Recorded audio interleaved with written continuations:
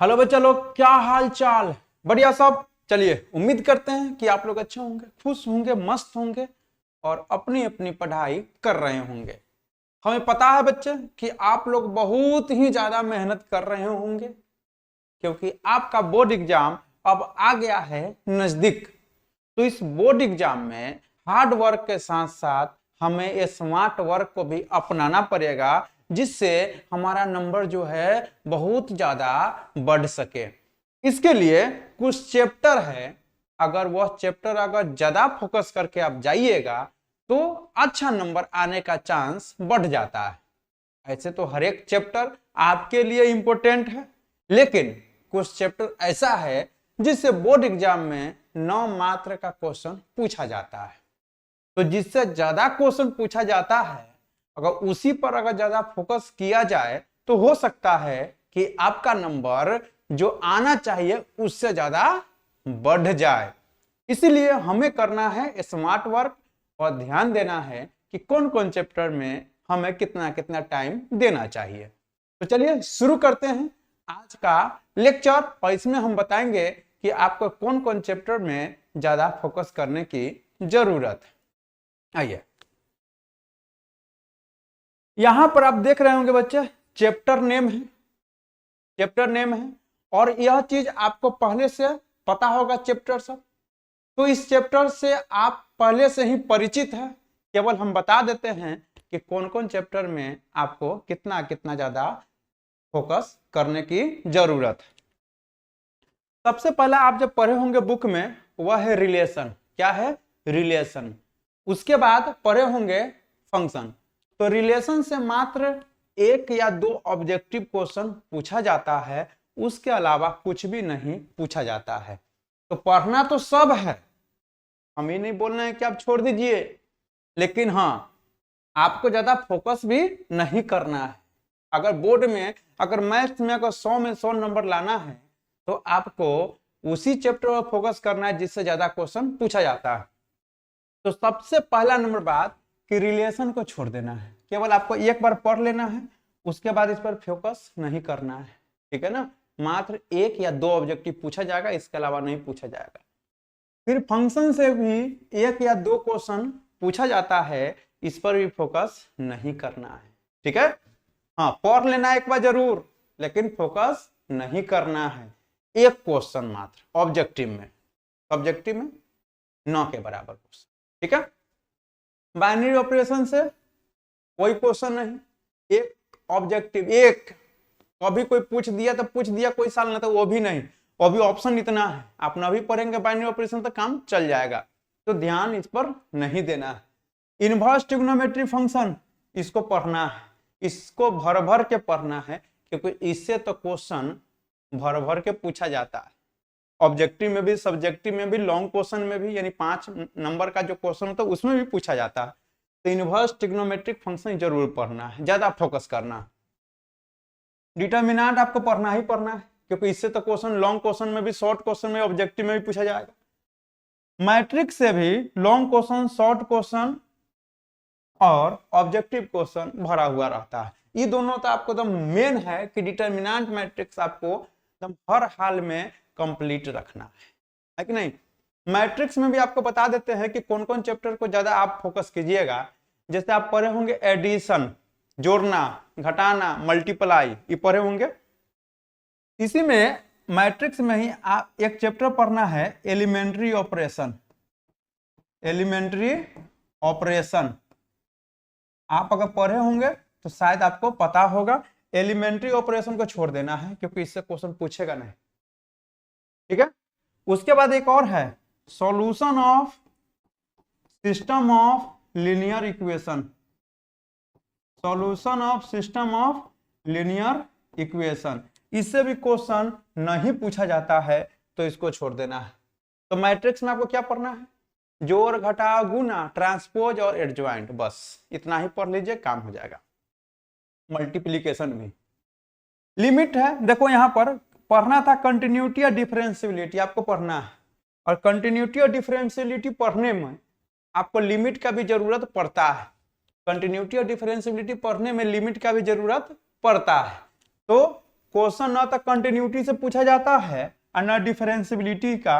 यह हम आपको बिहार बोर्ड के बच्चों के लिए बता रहे हैं। न कंटिन्यूटी से पूछा जाता है न डिफरेंशियबिलिटी से क्वेश्चन पूछा जाता है। तो जब पूछा नहीं जाएगा तो लिमिट क्यों पढ़ेंगे भाई? नहीं पढ़ेंगे। देखो, नॉलेज के लिए सब पढ़ना जरूरी है, क्योंकि आगे जब पढ़िएगा आप तो इस सब चीज की जरूरत पड़ेगा। लेकिन बोर्ड एग्जाम में अच्छा नंबर लाना है, इस चीज को ध्यान में रखना पड़ेगा। ना लिमिट पढ़ना है, ना कंटिन्यूटी पढ़ेंगे, ना डिफरेंशियबिलिटी पढ़ेंगे, रिवीजन नहीं। एक बार पढ़ लिए काम हो गया। आगे बढ़ते हैं। आगे है डिफरेंशिएशन। इसको तो हर हाल में पूरा फोकस करके पढ़ना है, क्योंकि डिफरेंशिएशन तो पूछा ही जाता है, लॉन्ग में, शॉर्ट में, ऑब्जेक्टिव में, भर भर के। उसके बाद जब आगे बढ़िएगा आप तो आगे है Rolle's and Lagrange's mean value theorem. इससे क्वेश्चन नहीं पूछता है तो नहीं पढ़ेंगे, नहीं पढ़ेंगे। एप्लीकेशन ऑफ डेरिवेटिव, इसी को बोले जाता है एओडी। क्या बोलेंगे? AOD, application of derivative. क्या क्या है इसमें? Rate of change of quantities नहीं पढ़ेंगे, अप्रोक्सीमेशन नहीं पढ़ेंगे, टेंजेंट नॉर्मल नहीं पढ़ेंगे, इंक्रीजिंग डिक्रीजिंग नहीं पढ़ेंगे, मैक्सिमम मिनिमा नहीं पढ़ेंगे, बिल्कुल नहीं। अच्छा अगर नंबर, देखो बार बार बोल रहे पढ़ना आपको एक बार सब है, लेकिन इस सब पर फोकस नहीं करना है, व्यर्थ में समय बर्बाद नहीं करना है। ठीक है, उम्मीद है कि आप लोग समझ पा रहे होंगे कि क्या हम बोल रहे हैं, बिल्कुल समझ में आ रहा होगा।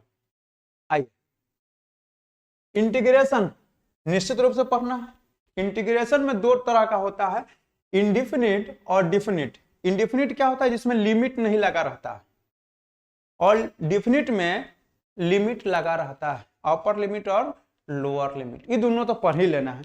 इसी में एक चैप्टर है limit of a sum. Limit of a sum, limit of a sum, इसको नहीं पढ़ना है, इसको छोड़ दीजिएगा। इंडिफिनिट में होगा, डिफिनिट में होगा, सॉरी, या कहाँ होगा? डिफिनिट में ही पढ़ना है। लिमिट ऑफ ए सम इसको छोड़ दीजिएगा। सिग्मा लगाकर बनाने वाला जो क्वेश्चन होता है वो मत बनाइएगा। इंडिफिनिट पढ़ लीजिए और डिफिनिट पढ़ लीजिए, इंटीग्रेशन में काम हो जाएगा। एरिया इनक्लोज्ड बाय कर्व पढ़ लीजिएगा। नहीं पढ़ना क्या है, आप रिवीजन कर लीजिएगा। नहीं, क्योंकि इससे एक क्वेश्चन लॉन्ग क्वेश्चन में पूछा जा सकता है। ठीक है, डिफरेंशियल इक्वेशन में ध्यान दीजिएगा, डिफरेंशियल इक्वेशन में आपको ज्यादा दिमाग लगाने की जरूरत नहीं है, क्योंकि इसका क्वेश्चन जो है उसमें भी आप जब एग्जाम में जाइएगा तो बनने उनने वाला है नहीं, अगर ठीक से नहीं पढ़े होइएगा तो।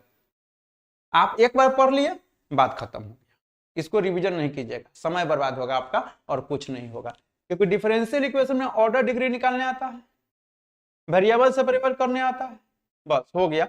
आप उसी पर काम चलाइए, ऑर्डर डिग्री निकाल के, बाकी बात इस पर समय बर्बाद मत कीजिए। क्योंकि अगर डिफरेंशियल इक्वेशन अच्छे से नहीं पढ़े होइएगा, क्वेश्चन हिलेगा नहीं। इसीलिए डिफरेंशियल इक्वेशन को हटाइए, साइड कीजिए, अच्छा नंबर लाना है तो। वेक्टर अलजेब्रा पढ़ना है, इसमें डॉट प्रोडक्ट पढ़ना है, क्रॉस प्रोडक्ट, ये तो बहुत अच्छे से पढ़ लेना है, बहुत अच्छे से पढ़ना है। ठीक बात है बच्चे। आइए आगे जब आइएगा, आगे जब आइएगा तब आता है बच्चे 3D ज्योमेट्री। क्या आता है? 3D geometry.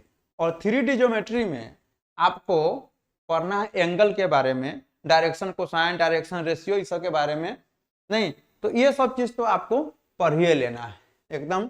उसके बाद इसमें पढ़ना है स्ट्रेट लाइन और प्लेन, इसको निश्चित रूप से पढ़ लीजिएगा, एकदम अच्छे से पढ़ लीजिएगा। ठीक है, उसके बाद अगर आप इसमें एक क्वेश्चन तो निश्चित है 5 मार्क्स में, एक क्वेश्चन निश्चित है 5 मार्क्स में, तो इसको तो पढ़िए लेना है, क्योंकि हर हाल में एक क्वेश्चन ग्राफ से पूछा जाता है। तो इसमें 12-13 क्वेश्चन है, अच्छे से पढ़ लीजिएगा, तो एक ग्राफ का क्वेश्चन आपको हो जाएगा वहां से। प्रोबेबिलिटी देखिए, अगर इच्छा होगा तो पढ़ सकते हैं अच्छे से, एक बार पढ़ लीजिएगा। नहीं एक बार पढ़ लीजिएगा, क्योंकि प्रोबेबिलिटी अगर अच्छे से नहीं पढ़िएगा तो इसमें क्वेश्चन अच्छे से नहीं बनने वाला। ठीक है, प्रोबेबिलिटी पढ़ लीजिए एक बार, सही बात है, लेकिन इसको अगर बहुत अच्छे से नहीं पढ़िएगा तो क्वेश्चन नहीं आएगा। तो इसका मतलब है कि आपको अच्छा नंबर लाने के लिए क्या क्या पढ़ना होगा, एक बार बता देते हैं। इनवर्स ट्रिग्नोमेट्री फंक्शन रिवीजन कीजिएगा, डिटर्मिनेंट, मैट्रिक्स, ठीक है, डिफरेंशिएशन, उसके बाद सब कट गया, उसके बाद इंटीग्रेशन करना है, उसके बाद एरिया इनक्लोज्ड बाय कर्व, उसके बाद वेक्टर, वेक्टर में डॉट क्रॉस सब, 3D ज्योमेट्री में स्ट्रेट लाइन, प्लेन और ग्राफ। अगर इतना अगर आप कर लेते हैं ना बच्चे, उम्मीद है कि आपको बहुत अच्छा नंबर आ सकता है। ठीक है, और इसके साथ साथ आपको करना क्या है, पूरा के पूरा फॉर्मूला को याद कर लेना है। इतना करके जाइए बच्चे, उम्मीद है कि आप बहुत ही अच्छा नंबर लेकर आइएगा। पढ़ना सब है एक बार, लेकिन रिवीजन इतना का जोरदार होना चाहिए कि कोई भी क्वेश्चन आए तो आप आसानी से बना सके। ठीक है बच्चे, फॉर्मूला याद कर लीजिए और इतना चीज को आप अच्छे से बना लीजिए, आपको कोई भी रोक नहीं सकता है 100 नंबर लाने से। ठीक है, तो मिलते हैं अगले वीडियो में, तब तक उम्मीद करते हैं कि आप लोगों को यह बात समझ में आया होगा। ठीक है बच्चे, तो अगले एक नए विषय पर हम एक नया वीडियो बनाएंगे। तब तक सभी बच्चों से लेते हैं विदा, गुड बाय।